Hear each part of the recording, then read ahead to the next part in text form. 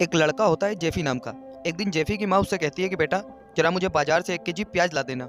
जेफी बोलता है ओके मम्मा, और मम्मा से पैसे लेकर जेफी निकल पड़ता है बाजार की ओर। बाजार में एक दुकान पर पहुंचकर जेफी पूछता है भैया प्याज का भाव क्या है। दुकानदार आकर बोलता है 100 रुपए का 1 केजी।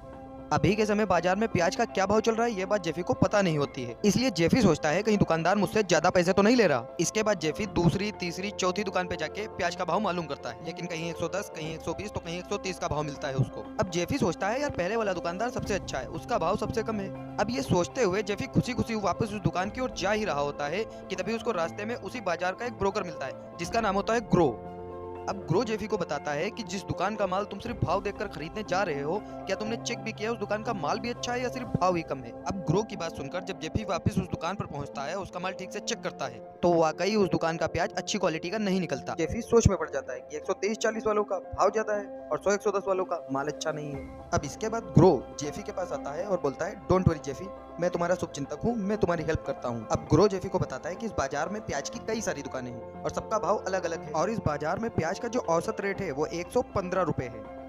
अब अगर इससे कम में तुम्हें बढ़िया माल मिल जाता है तो बहुत ही अच्छा है, वरना 115 से 20 में भी तुम्हें माल महंगा नहीं पड़ेगा। बस क्वालिटी से कॉम्प्रोमाइज मत करना।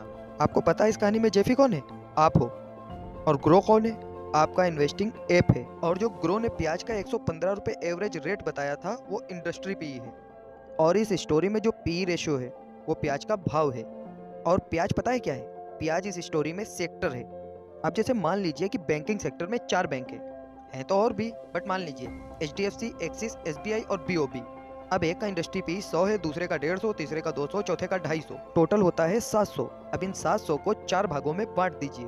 अब एवरेज रेट आएगा 175, जो कि हो गया आपका इंडस्ट्री पी।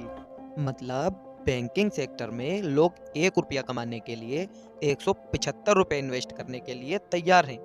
ये होता है इंडस्ट्री पी। तो फिर इस हिसाब से तो 100 या 150 रुपए पी रेशो वाले स्टॉक आंख बंद करके खरीद लेने चाहिए, क्योंकि वो तो 1 रुपया कमाने के लिए 175 के बजाय 150 या 100 रुपए ही मांग रहे हैं। मगर ऐसा नहीं है। अगर किसी स्टॉक का पी रेशो इंडस्ट्री पी से कम है तो बहुत ही अच्छी बात है, लेकिन लेकिन लेकिन कंपनी भी अच्छी होनी चाहिए, और कंपनी अच्छी पहचानने के लिए कई सारी चीजें देखनी पड़ती हैं। जैसे कंपनी पे कर्जा नहीं होना चाहिए, प्रॉफिट और सेल अच्छी होनी चाहिए, प्रमोटर होल्डिंग स्ट्रॉन्ग होनी चाहिए। बट अभी इन सारी चीजों पे बात करेंगे तो वीडियो का टॉपिक चेंज हो जाएगा। But I think industry P और पी रेशो को लेकर आपकी सारी कंफ्यूजन दूर हो गई होगी। वीडियो को लाइक और चैनल को सब्सक्राइब जरूर कर दीजिएगा। जय हिंद।